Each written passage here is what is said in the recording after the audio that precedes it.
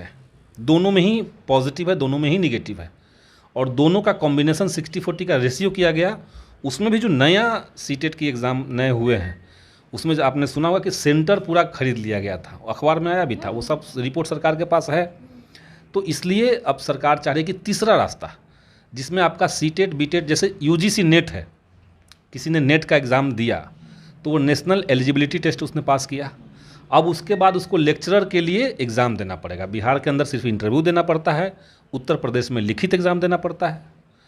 आपने net qualify किया तो उस पैटर्न पे सरकार इसको शिफ्ट करवा रही है। ये 17 साल बाद मॉडल चेंज हो रहा है, और जो शिक्षक होंगे वो नियोजित शिक्षक होंगे, उनका वेतनमान सम्मानजनक होगा।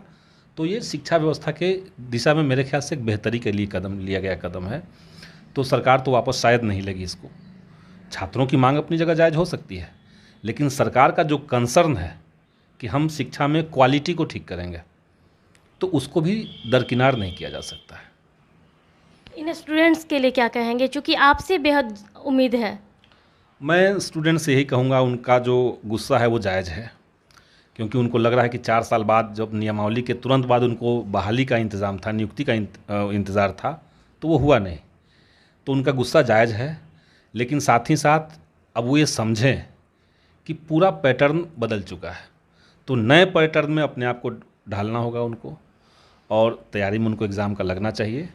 और मैं इस बात के लिए, मैंने हम इस बात को मानते हैं, उम्मीद करते हैं कि बहाली प्रक्रिया जो होगी इसमें किसी तरह की कोई धांधली नहीं होगी। नहीं तो हम तो छात्रों के साथ खड़े ही हैं, कोई गड़बड़ी होगी हम छात्रों के साथ खड़े हैं। ये सारा तो हो गया, चलिए शिक्षक अभ्यर्थी जो है, लेकिन जो 15-20 साल से जो नियोजित शिक्षक है, उन लोगों के लिए भी तो एग्जाम की बातें कही जा रही है, जो अब ओल्ड एज भी हो गए हैं, कुछ लोग तो अब इस पड़ाव पर भी हैं कि अब कुछ दिन में उनका रिटायरमेंट होगा। हमारे संपर्क में कुछ ऐसे भी शिक्षक हैं, उनके लिए आप क्या कहेंगे? क्योंकि आंदोलन तो वो लोग भी कर रहे हैं। वो लोग भी आंदोलन कर रहे हैं, उनके आंदोलन का जो मांग है, चूँकि वो पहले से ही उनकी मांग थी कि हमको राज्यकर्मी का दर्जा दिया जाए, तो उनकी मांग चल रही थी, उनका आंदोलन चल रहा था। अब सरकार ने अचानक से शिक्षक बहाली के माध्यम से उनको जो एक उनकी मांग पूरी की है, उसमें कंडीशन लगा दिया है एग्ज़ाम का। लेकिन सरकार का कहना है कि वो बहुत ही मिनिमम 30% मिनिमम एलिजिबिलिटी पॉइंट रखा जाएगा जनरल कैटेगरी के लिए, ओबीसी SC ST के लिए उसमें रिलैक्सेशन रहेगा। 30% जो भी क्रॉस कर जाएंगे सबको हम राज्यकर्मी का दर्जा देंगे। उसमें एक इम्पॉर्टेंट बात यह है कि अभी जो सरकार करे कि 77,000, हाई कोर्ट में मामला चल रहा है, 77,000 शिक्षकों के जो डॉक्यूमेंट गायब हैं, और जिसके चलते राष्ट्रीय स्तर पर बिहार की एक बदनामी हो रही है। सरकार चाहती है कि इसमें जो फर्जी टीचर हैं हम उसको इसी एग्ज़ाम के माध्यम से छान लें। तो जो शिक्षक इसमें पास नहीं करेंगे, उनका ऐसा नहीं कि नौकरी खत्म हो जाएगा, उनके लिए स्टेटस को रहेगा, जैसे वो अभी शिक्षक हैं, नियोजित शिक्षक हैं, वो नियोजित शिक्षक रहेंगे। हाँ, ये ज़रूर है कि उनका जो नियोजन इकाई पहले थी पंचायती राज में या नगर आवास में, नगर आवास एवं विकास विभाग में भी था उनका, तो ये दोनों चीज़ें, ये नियोजन इकाइयाँ भंग हो चुकी है, तब वो जिला कैडर हो गए हैं। तो उनके लिए बेनिफिट ये है कि अगर वो पास करते हैं तो राज्यकर्मी और एक सम्मानजनक वेतन मिलेगा। अगर वो पास नहीं करते हैं तब भी वो पंचायती राज से बाहर निकल चुके हैं, और उनको अब ट्रांसफ़र की जो सुविधा है, जो लंबे समय से इनकी मांग रही है। महिलाएं काफ़ी परेशान है, क्योंकि वो बहुत सारी ऐसी महिलाएं भी हैं जो मायके में रहती हैं, चूँकि थोड़ा सा दिक्कत हो रहा है 10 साल, तो वो स्थानांतरण का क्या लोचा है?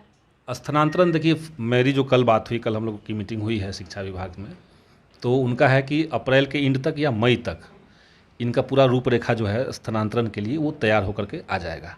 तो हाँ, उसके बाद तुरंत उसको शुरुआत हो जाएगा। तो जिला कैडर हो जाने से तो सुविधाएं उनकी हो गई कि जिला में तो तत्काल कहीं भी हो सकते हैं। इसके अलावा अंतर जिला का भी उनका इंतज़ाम किया गया। जो नियोजित शिक्षक रह जाएंगे, यानी जो BPSC का एग्ज़ाम पास नहीं करेंगे या जो अप्लाई नहीं करेंगे, उसमें एक बड़ा डाउट इस नियमावली को लेकर के ये भी था हम लोगों का कि ऐसा साउंड कर रहा है नियमावली को देखते हुए कि जो सीटें सरकार अनाउंस कर रही है, जैसे 3.25 लाख, तो क्या इन्हीं सीटों पर पहले शिक्षक अभ्यर्थी हैं इनको भी देना है? नियमावली को पढ़ने से ऐसा ही लगता था। और अगर ऐसा होगा तो ये सच में छात्रों के साथ बहुत क्रूर मजाक होगा। तो हमने जाकर के बात की, तो सरकार भी, उनको भी शायद पहली बार ही लगा होगा शिक्षा विभाग को, तो उन्होंने 2-3 जगह फ़ोन करके पता किया। उन्होंने कहा कि नहीं ठीक है, इसको हम लोग और क्लैरिफाई कर देंगे प्रेस रिलीज़ दे करके। उनका कहना है कि जो नियोजित शिक्षक होंगे वो अगर एग्ज़ाम को क्वालिफाई करते हैं तो वो अपने पद के साथ आएंगे, तो ये जो 3.25 लाख पद हैं ये सिर्फ नए शिक्षक अभ्यर्थियों के लिए है। तो शिक्षक अभ्यर्थियों का जो आक्रोश आप देख रही हैं सड़क पे, इसमें कई गलतफहमियां भी हैं और कई कन्फ्यूज़न है जो जायज़ भी है। एक तो उनका यही है कि बहुत लेट हो जाएगा, विलम्ब होगा, इसमें पूरी प्रक्रिया लटक जाएगी। दूसरा, उनको लग रहा है कि बीपीएससी हाई लेवल के सवाल पूछेगा एग्जाम में। तीसरा, इनको लग रहा है कि हमको पूर्व के नियोजित शिक्षकों के साथ कंपटीशन करना पड़ेगा उन्हीं पदों के लिए। तो ये वाला तो क्लेरिफिकेशन शायद सरकार देगी तुरंत, 2-3 दिन के अंदर शायद आ जाएगा मामला सामने। आप मान के चलिए कि 15 दिन 10 दिन के भीतर ये चीज़ें साफ़ हो जाएगी कि कैसा एग्ज़ाम पैटर्न हो। हमने ये भी मांग रखी है कि स्टेट के जो अभ्यर्थी होंगे उनके लिए आप अलग से सब्जेक्ट वाइज एग्ज़ाम मत लीजिए। सीटेट का तो कॉमन एग्ज़ाम पहले से ही होता था, लेकिन स्टेट का सब्जेक्ट वाइज होता था। तो चूंकि ऑलरेडी वो स्टेट क्वालिफाई करने में अपने सब्जेक्ट का एग्ज़ाम दे चुके हैं, इसलिए जनरल एग्ज़ाम उनका भी लीजिए, ताकि मूल्यांकन पद्धति में किसी तरह का भेदभाव ना हो और विलम्ब ना हो। तो ये सारी बातें हो रही हैं। तो ये अब शिक्षक अभ्यर्थी हैं और जो नियोजित शिक्षक हैं, क्या दोनों का एग्जाम अलग अलग होगा या एक ही साथ होगा? हो सकता है कि एक ही साथ हो, क्योंकि हम लोग का तो डर है इस चीज़। बेहतर तो होता कि अलग अलग हो। हम लोग यही कहें कि अलग अलग लिया जाए। अगर एक साथ भी होगा तो पद दोनों के अलग अलग होंगे। नियोजित शिक्षक अपने पद के साथ उनका सिर्फ समायोजन हो जाएगा राज्यकर्मी में, जबकि जो शिक्षक अभ्यर्थी हैं वो अगर सिलेक्ट होंगे तो उनको राज्यकर्मी का सीधे सीधे दर्जा मिलेगा। तो आपने सुना कि किस तरह से जो हमेशा शिक्षक के मुद्दों को लेकर के पालीगंज के विधायक जो संदीप सौरभ हैं हमेशा बढ़ चढ़ कर सामने आते हैं, तो सब कुछ वो क्लियर कर चुके हैं। क्योंकि जो सड़क पर अभ्यर्थी आंदोलन कर रहे हैं उनके लिए भी राहत भरी खबर है कि ज़्यादा परेशान होने की ज़रूरत नहीं है।